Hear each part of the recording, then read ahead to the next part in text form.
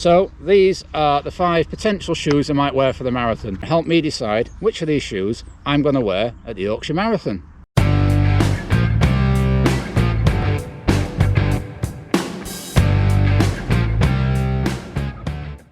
Hello everybody and welcome back to the channel. I'm Dawn. And I'm John, and together we're the two running brooms. So welcome to week 3 of our training towards the Yorkshire Marathon on the 15th of October 2023. So last week, week 2, we weren't able to get much filming done, but what we did manage to do was to run 70 miles each. And the biggest run there was a long run of 21 miles on the Sunday, backed up by a further 3 miles on the Sunday afternoon. So in this video, we're going to take you through our Wednesday workout this week. And then I'll be going through my trainer options for racing the Yorkshire Marathon on the 15th of October. And I'm in a bit of a quandary, so I need your help. So yes, on Sunday we did 21 miles, and then from miles 8 to 19 we did 4 lots of 2 miles with half-mile jog recoveries. So that was a particularly good result for us. The first week back at work, lots of commuting and lots of demands. So that's 2 70-mile weeks in the bag. And this week is a cutback week because at the end of it, we're going to be appearing at the Humber Coastal Half Marathon in Cleethorpes. So it's now Wednesday evening before that half marathon, and we're setting off to do a short sharp session of multi-paces. And Dawn will now take you through all the details.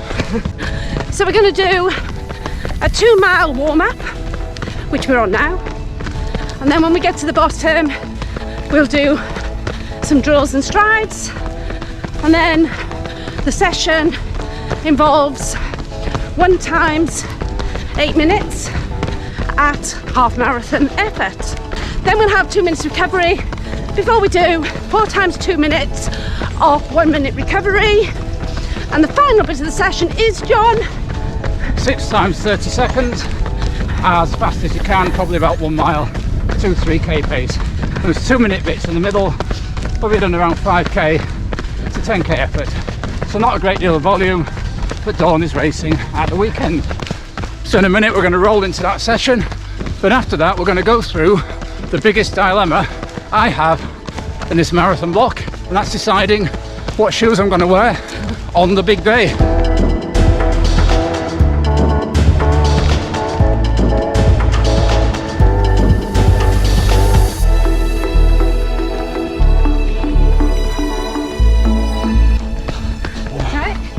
I think I clocked 7:02 average there for a half marathon effort, which is about right compared to about 7:20 pace for marathon. You? I think I lost signal, 7:26. Yeah, it does always lose signal up there. Yeah, so Yeah, from 7:12 to 7:20 at the turnaround. yeah, so I'm not absolutely sure until I look at my stats later. That's 3 of the 2 minutes done. Hard work.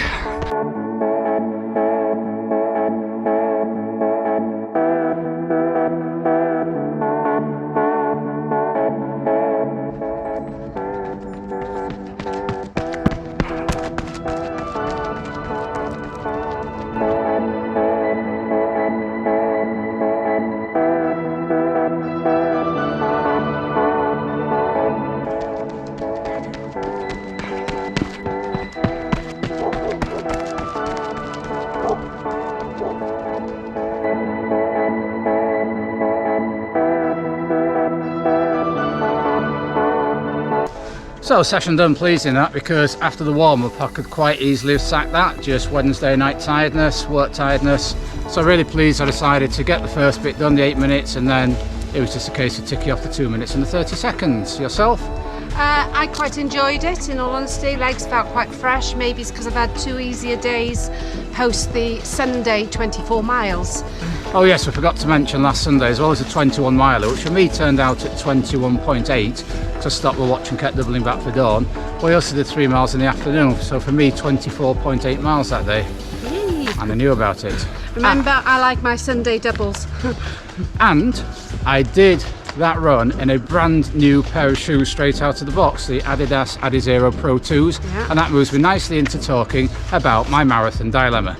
Yes, marathon shoe choice. Now here's the thing, I have not raced a marathon since the spring of 2012, and since then there have been several generations of marathon running shoes go around the mill. So over the last couple of years, as my trainer rotation has developed, I've now got 5 pairs of shoes that are under consideration for the Yorkshire Marathon on October the 15th 2023. And in this section of the video I'm going to go through each of those shoes in turn, what the specifications are, then talk about where they're fitted into my running over the past few months, and I'm going to look for you to help me decide which ones I should wear for that marathon.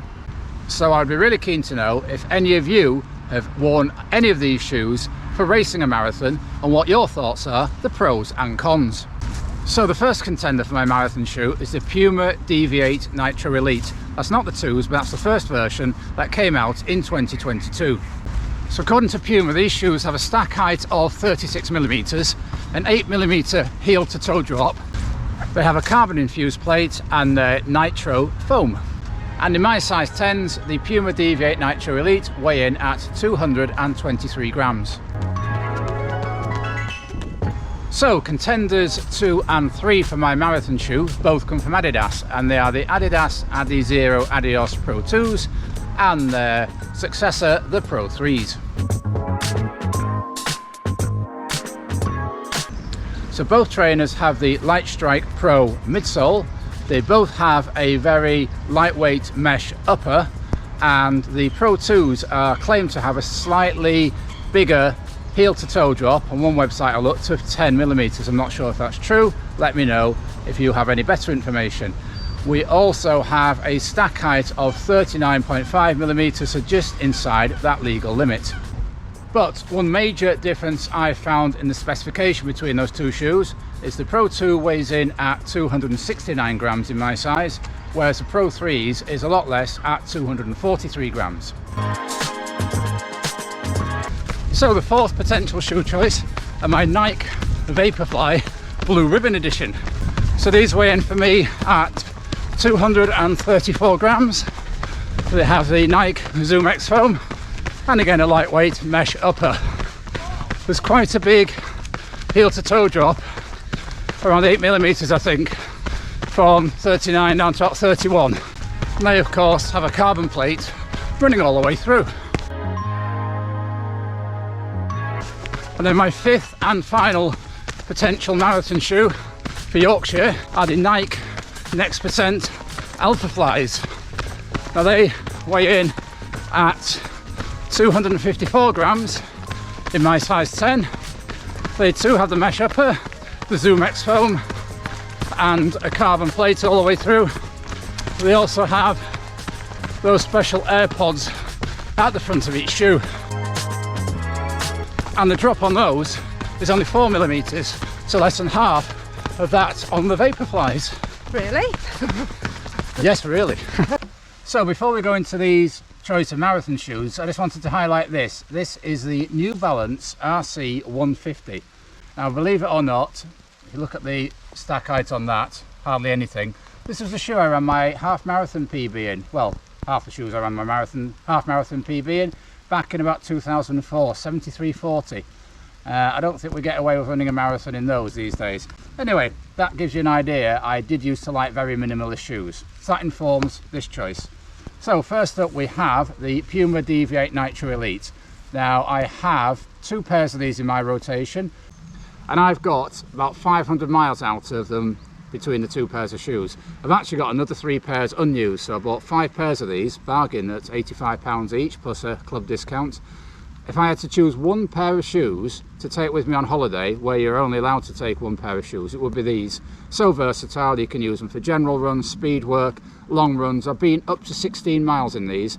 Absolutely beautiful, comfortable fit, lowest profile of all these shoes, and I really haven't got a bad word to say about them.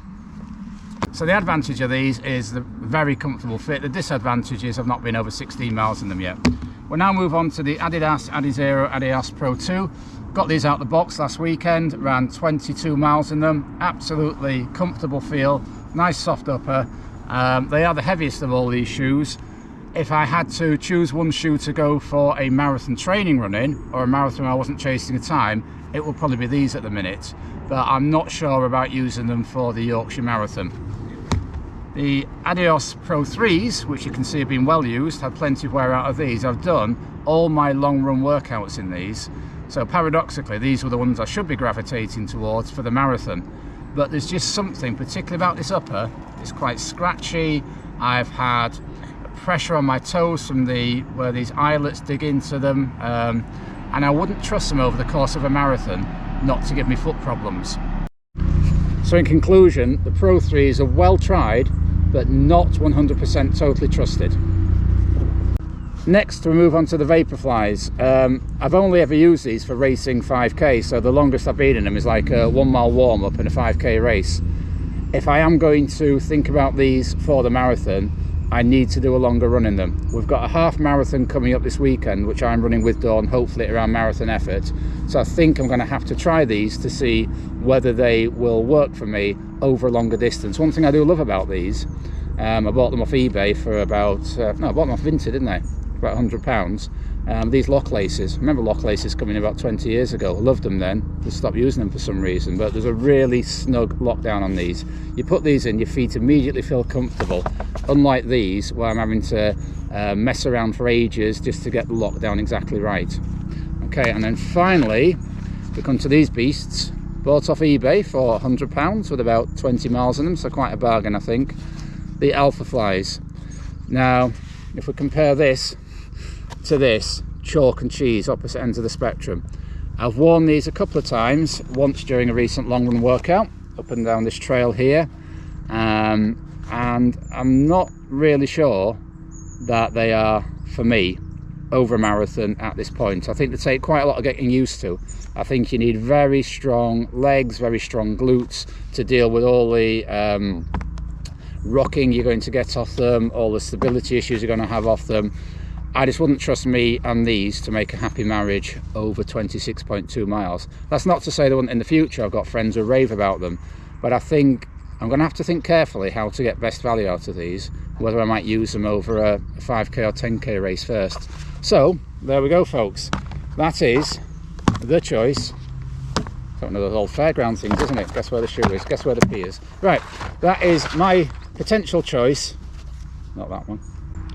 So these are the 5 potential shoes I might wear for the marathon.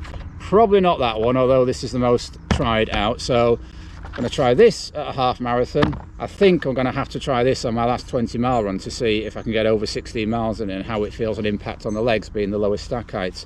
But there we go. If you've run a marathon or a long distance race in any of these shoes, how have you found them?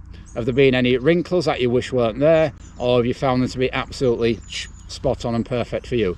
Let me know in the comments below and help me decide which of these shoes I'm going to wear at the Yorkshire Marathon.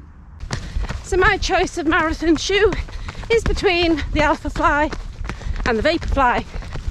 Now I've worn both shoes for races and I've worn both for training runs.